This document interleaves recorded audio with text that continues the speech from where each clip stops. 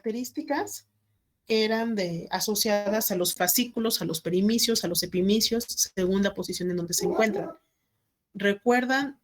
Por ejemplo, si yo les pregunto epimicio o endomicio, la ubicación.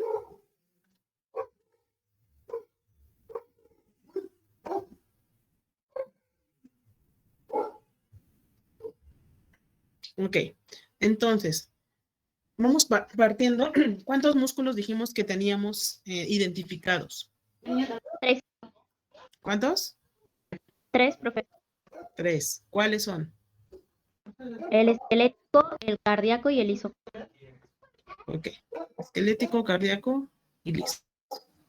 Ok.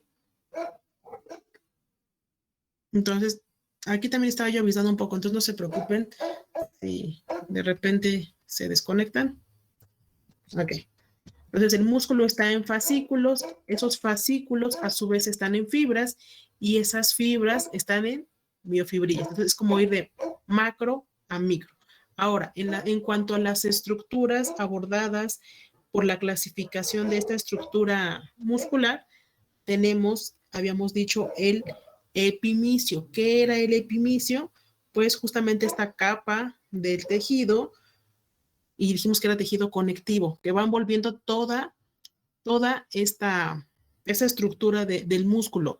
Y este epimicio tiene varios fascículos.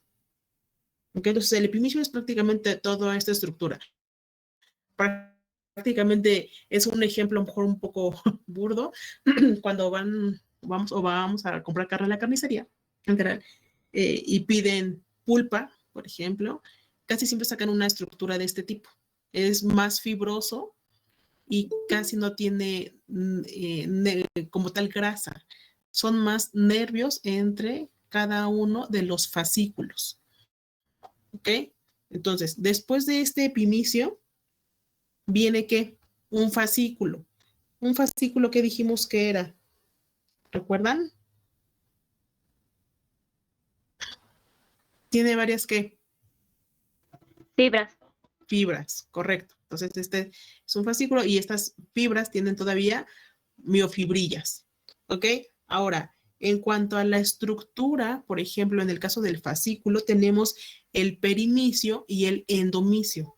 El perimicio se refiere a la parte igual del tejido que está en el perímetro que forma este fascículo. Entonces, digamos que si nos regresamos a la parte de arriba, toda esta división entre un fascículo y otro es el perimicio. Entonces, epi es literal la parte de la circunferencia. Peri, entre los fascículos. ¿Y el endomicio qué será?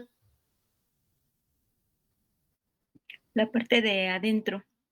La parte de adentro, pero finalmente ese endomicio va a envolver a cada una de las fibras de manera independiente. Y la parte final, las miofibrillas, esta ya sería una miofibrilla, que dijimos que estaba más asociada a la parte celular, ¿no? Tenemos las mitocondrias, tenemos lo que es la envoltura asociada a lo que sería la membrana de la misma célula, ¿ok? Las fibras, aquí se ven como el rayado de las fibras, finalmente la representación del citoplasma, ¿ok? Entonces, en este ya ejemplo que es muy relacionado al anterior, vean, nuevamente tenemos una estructura muy semejante donde, pues aquí ya los nombres están representados, ¿no? Son los vasos sanguíneos. Este sería ¿qué? La orilla, ¿cómo dijimos que se llamaba? Epimicio. Epimicio. Después tenemos el perimicio. ¿Esta qué es? Una fibra y una miofibrilla, donde de aquí ya van las miofibrillas, ya están más conectadas a lo que viene un sistema nervioso periférico. Ahora, en esta que es una inmunohistoquímica hematoxilina eosina, los núcleos están teñidos. Entonces aquí tenemos varios núcleos separados, ¿ok? Recuerden que este tipo de tejido, ¿qué tipo de núcleos tiene? Multi o uni. Multinucleados, correcto. ¿Ok? Los perimicios que están aquí representados como en este color como un poco más azul, y los endomicios que son más delgados, como que la representación no está como tan evidente. ¿Ok? Entonces esta prácticamente es como ejemplificar la anterior. Ahora, aquí de estas características funcionales que yo les pongo, esta, ¿a cuál se representa?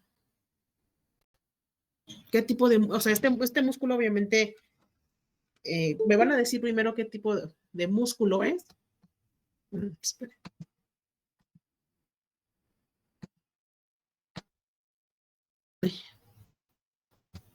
Ok. ¿Qué tipo de músculo es? De los tres que hay, así como la característica. ¿Ok? ¿Qué tipo de músculo es?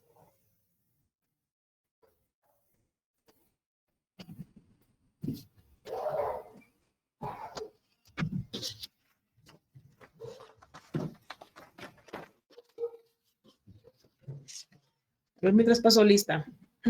Alarcón Nava, Presente. Bautista segundo. Profesora, Mande. Presente. es que uno de mis compañeros no puede entrar.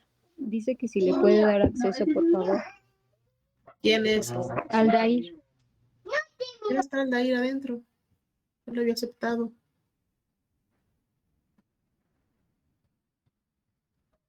Presente, maestra Carlos. Ujú. Bonifaz Ramírez, que también se llama irritabilidad, ¿ok? Hablamos de liberación, sobre todo de neurotransmisor, acetilcolina. Recuerden que acetilcolina prácticamente va a estar en mayor abundancia en el sistema musculoesquelético. Entonces, justamente, excitabilidad hace una percepción o un estímulo para responder a él mismo, ¿ok? A través de este tipo de células de naturaleza química.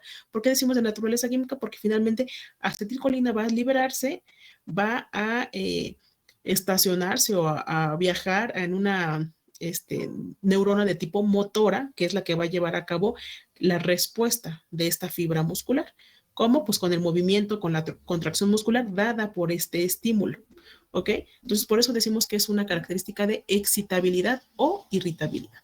Ahora, cuando hablamos de contractibilidad, hablamos, pues obviamente, de la característica para contraerse, ¿no? Contraer esa longitud, acortarse y posiblemente variando un poco en la forma, ya que crea un volumen digamos, por la misma especie de contracción, las miofibrillas y las fibras, los fascículos, se acortan, ¿ok? Entonces, esta fuerza que ejerce un estímulo suficiente, un estímulo apropiado para el tejido muscular. Entonces, la contractibilidad va a reducir longitud. Ahora, la elasticidad. ¿A qué le suena entonces la elasticidad? Si en el otro vamos a reducir, ¿qué va a hacer? Que se agarra. Va a aumentar, es la capacidad de recuperar su longitud tras haberse estirado.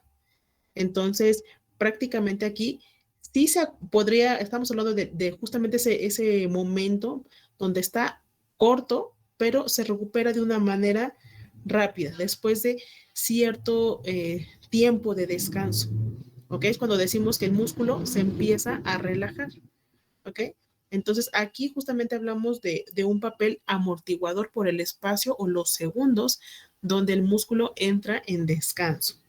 ¿Ok? Entonces puede tener varias como variaciones bruscas de contracción. Es como, por ejemplo, si ustedes van al gimnasio y hacen una repetición de pierna, ¿no? Que les dicen, hagan 4 repeticiones o 4 series de 15 y ponen cierto peso. Justamente lo que ustedes hacen es estirar y contraer, estirar y contraer. Cuando descansan entre serie y serie, a eso se le llama el papel amortiguador, ¿ok? Que es prácticamente una habilidad para retornar la longitud normal después de un estiramiento, de un calentamiento. Entonces es un proceso de transmisión o extensión del músculo asociado al hueso. ¿Ok? Entonces la extensibilidad, ¿qué será?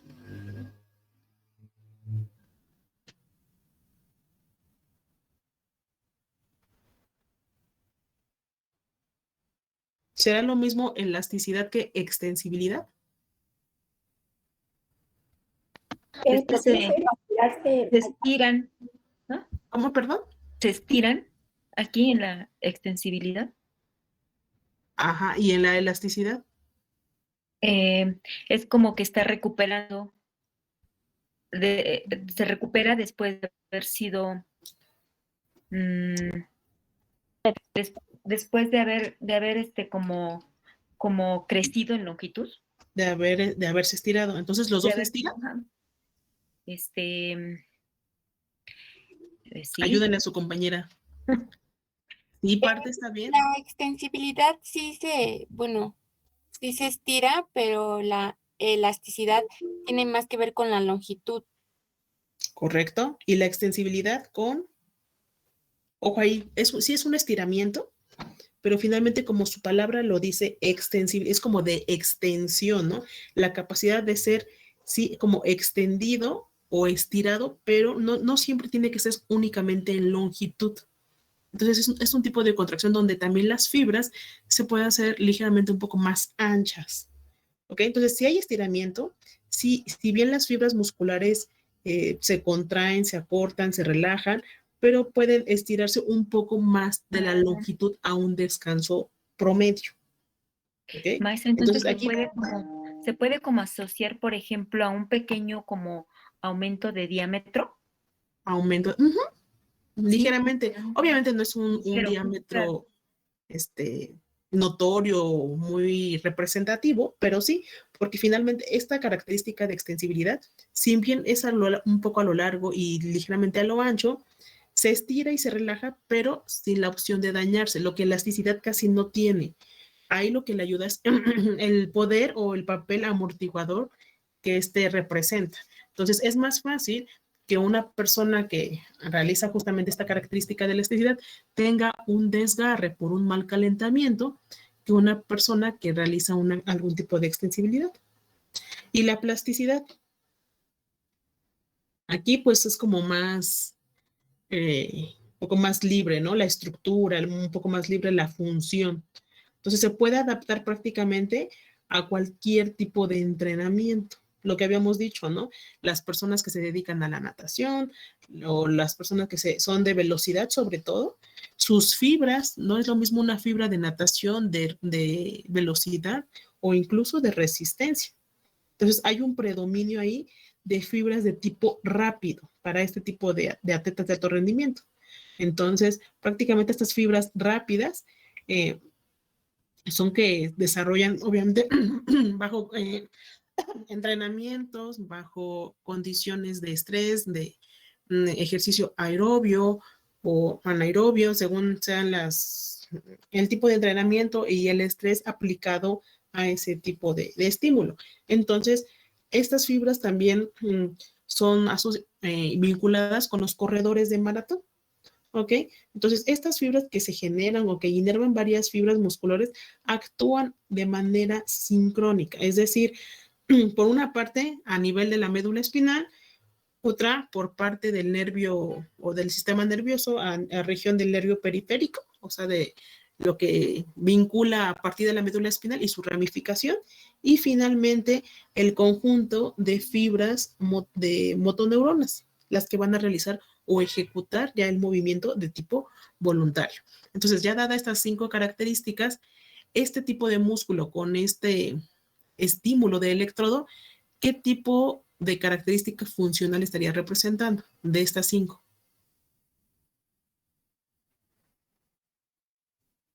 Excitabilidad, contractibilidad, elasticidad, extensibilidad o plasticidad.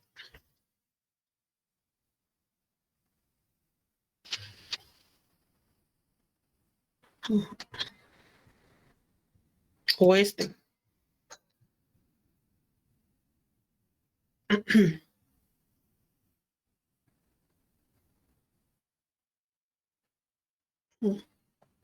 ¿Puede volver a decir la pregunta, profesora? Dame un segundo.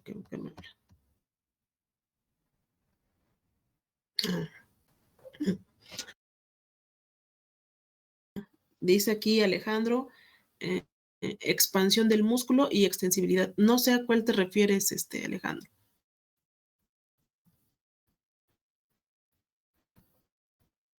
¿Al 1 o al 2?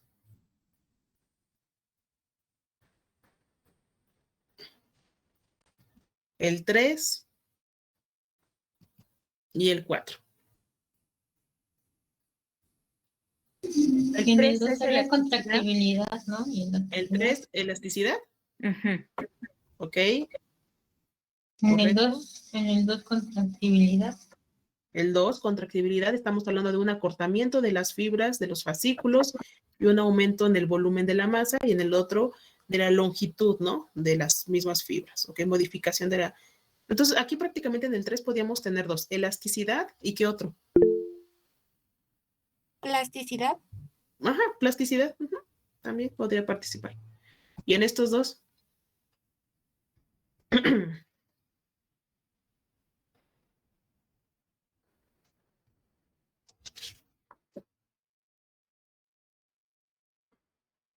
ujú. En el, Aquí recuerden, ¿qué se está llevando a cabo? ¿Un qué?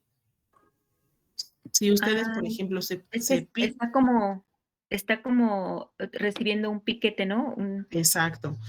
Hay Mm, un estímulo, entonces, entonces es irritabilidad, bueno, excitabilidad. ajá, exacto, excitabilidad o irritabilidad. Y el de abajo, extensibilidad. extensibilidad, ajá, puede ser extensibilidad. Y también plasticidad. Plasticidad. Plasticidad no necesariamente, porque este es más como de resistencia. Cuando hablamos de plasticidad, casi siempre tiene que haber un poco de modificación también en la longitud o en la creación de nuevas fibras, como las fibras rápidas de los velocistas. Entonces, Podría ser también contrabilidad porque está contrayendo el abdomen. exacto. Contrabilidad, si bien a lo mejor no se ve tan representativo como en el 2, ¿no? El acortamiento, pero podría ser también contractibilidad o extensibilidad. Digamos que también las dos participan. Entonces creo que con estos ejemplos como que sí, a lo mejor ya queda un poquito más claro. Ahora, cuando nosotros hablamos de los tipos de fibras musculares, pues generalmente hablamos por el tipo de contracción con las que se ejecutan. Entonces aquí yo les pongo la clasificación de tipo fibra 1, tipo 2 y tipo 2B. De hecho, algunos manejan que es hasta de tipo 3, pero lo manejaremos así como en el libro que lo encontré, tipo 2B.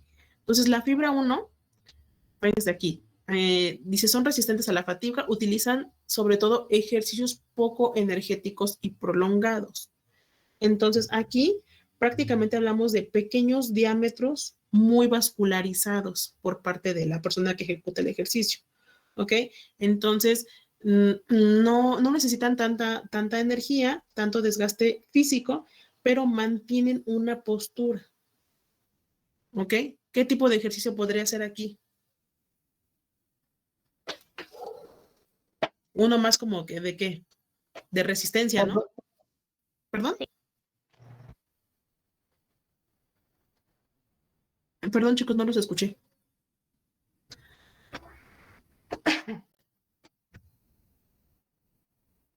¿Sí? ¿No? Como la caminata será. Como la caminata. Dijeron, creo que era un chico el que habló, pero no escuché qué dijo. Vamos. Cuando alguien va trotando, ¿no? Trotando, ok, caminata. Entonces, si se dan cuenta, hablamos un poquito más de resistencia, pero continuo. Por eso dice poco energéticos y prolongados. Entonces, bueno, también el poco energéticos, pues ya si es 1 hora, no 2 horas, digo, ya tampoco no es que sea tan ligero.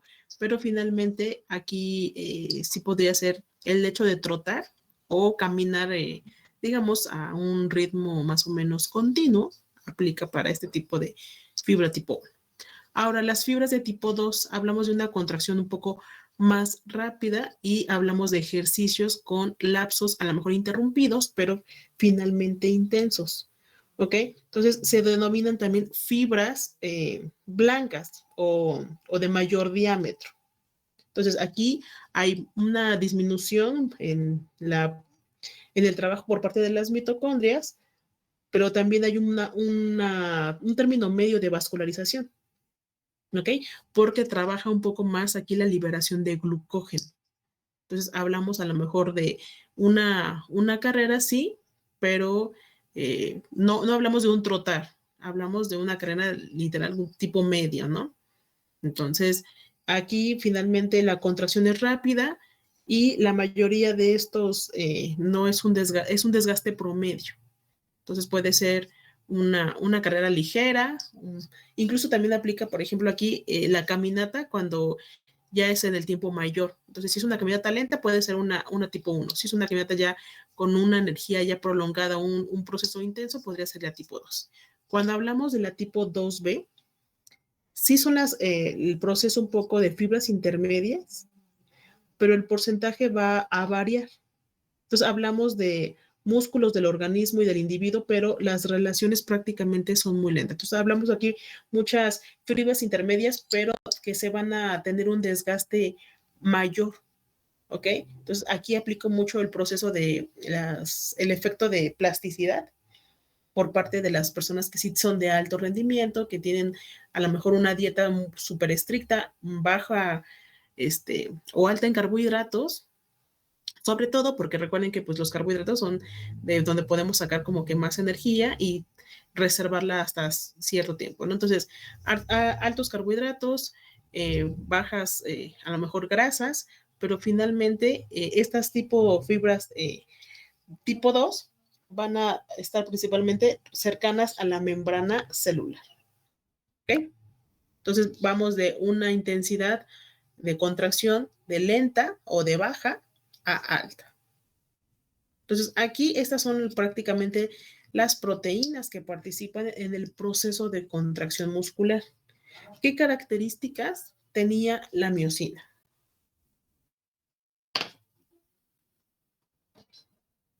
¿Se acuerdan? Hablamos de la miosina, hablamos de la tropomiosina, del ATP. Entonces vean cómo se ejecuta. Entonces, las actinas hacen las cuentas o esa guía de cuentas. Las tropomiosinas captan la troponina, que son las que se van moviendo de izquierda a derecha, y finalmente la miosina es la que lleva o ejecuta el proceso de contracción muscular. Entonces, digamos que le van abriendo espacio entre cada una de las actinas. ¿Esto qué va a realizar? Pues obviamente, cada que se le une los ATPs y los iones, sobre todo de calcio, los calcios son los que estimulan la abertura de los canales de la tropomiosina. Entonces, cada vez que se une, vean, cada vez que se une un calcio a una troponina, esta troponina se mueve o abre camino para que pase la miosina. Entonces, la miosina, ¿qué tipo de filamento era? ¿Grueso o delgado?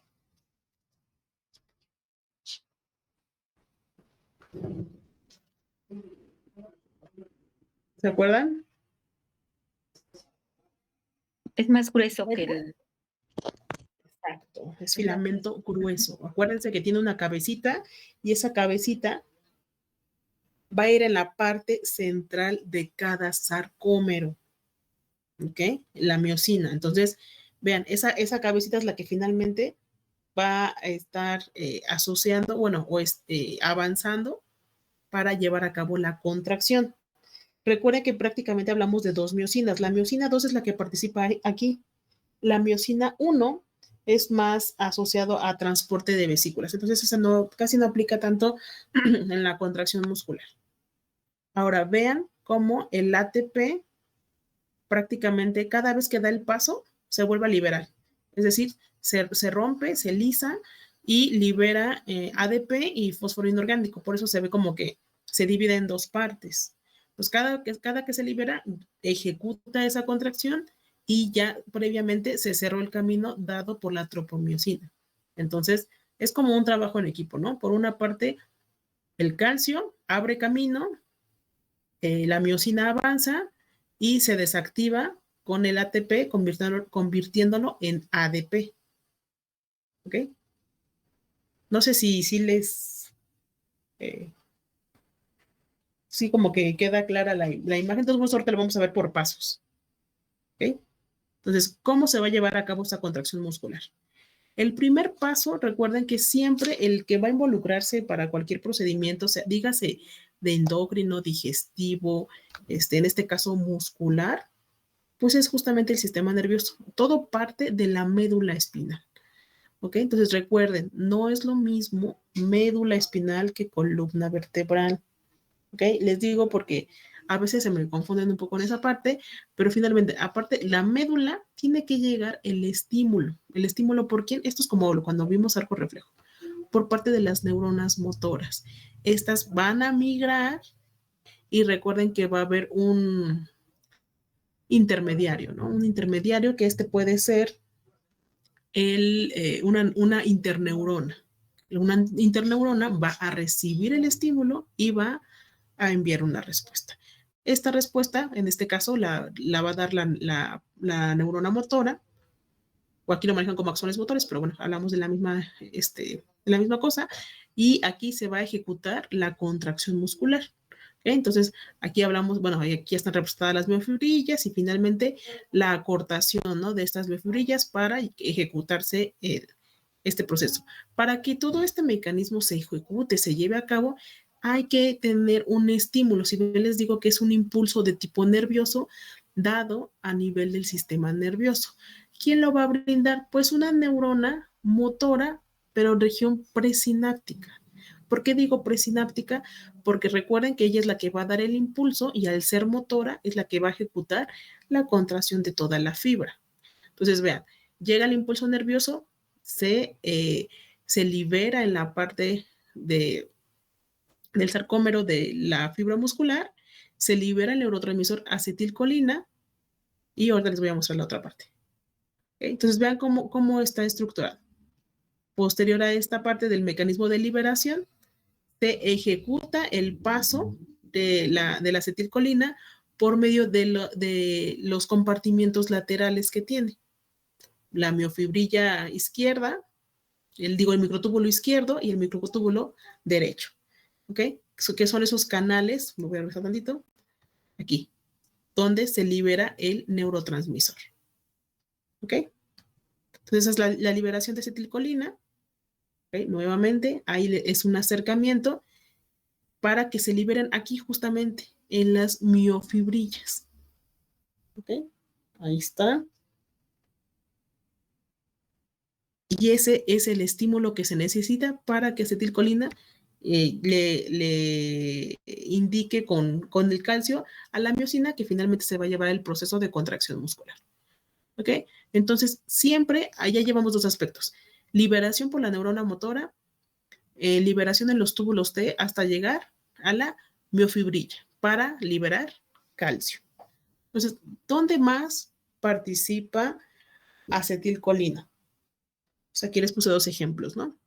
En la memoria y en el sueño. Entonces, prácticamente se ha visto que un deterioro o una disminución de este neurotransmisor puede alterar nuestro sueño en cuestiones, por ejemplo, prolongadas de estrés, una mala calidad de sueño o un mal estímulo se puede ver representado porque dicen duermo, pero no descanso, ¿no?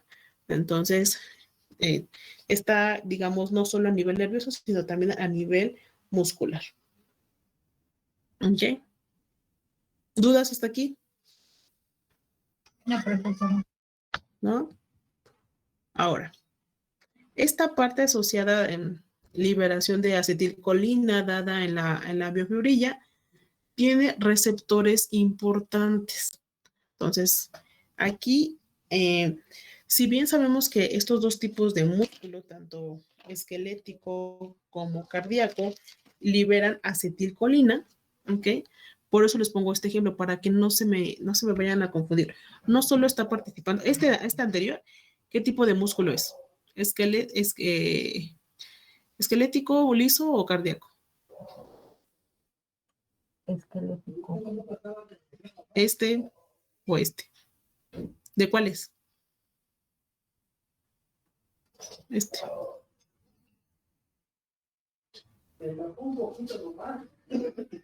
¿Qué tipo de músculo es este, chicos? Esquelético. Ajá. Entonces, fíjense, esquelético ocupa acetilcolina. Cardíaco también ocupa acetilcolina, pero de dos maneras diferentes. Es lo que les digo. Si bien los dos son músculos, A nivel esquelético, esta es nuestra membrana, ¿ok? Hay una liberación de iones, en este caso también de acetilcolina, que va a dar hacia los receptores nicotínicos. ¿Qué es un receptor nicotínico? Hablamos de que son de tipo de canal iónico. Estos son los de tipo de canal iónico. ¿Por qué de canal iónico? Porque pues hay intercambio, ¿no? Entre los iones de carga positiva o negativa. Y principalmente están asociados a un estímulo nervioso. ¿Ok? Entonces siempre estos receptores van a estar activados ¿por quién? Por acetilcolina. Por eso aquí dice canal iónico activado por un ligando. Entonces este es el canal iónico. ¿Y quién lo va a activar? Acetilcolina. Cada vez que acetilcolina se pega en este receptor, se abren los canales, los receptores muscarínicos, y hay un intercambio de tipo iónico. ¿Ok?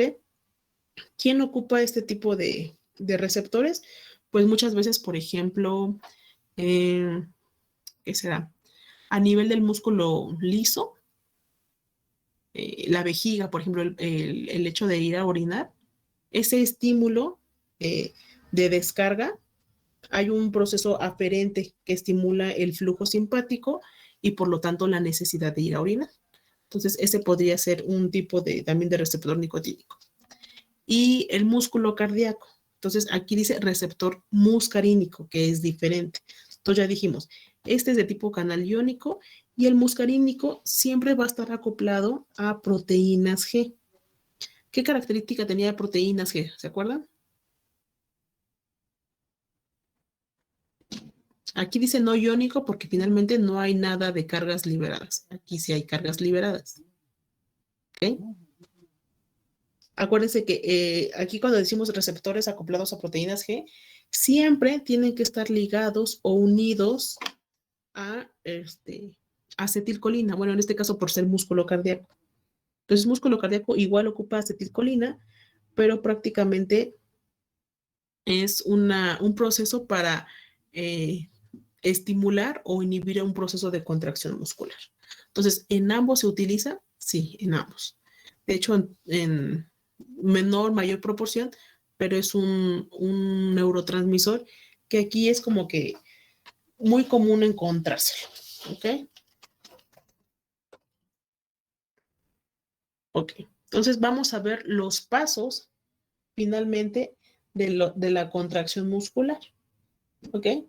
Entonces, el primer paso, ¿cuál sería para la contracción muscular? Ojo, ahí cuando hablamos de este proceso, va a haber una liberación de un potencial de acción, ¿ok? Que viaja de los nervios a los músculos. Entonces, hablamos de primeramente ese estímulo que se basa en el sistema nervioso central dado en la médula espinal, ¿ok? Que fue el que vimos en un inicio.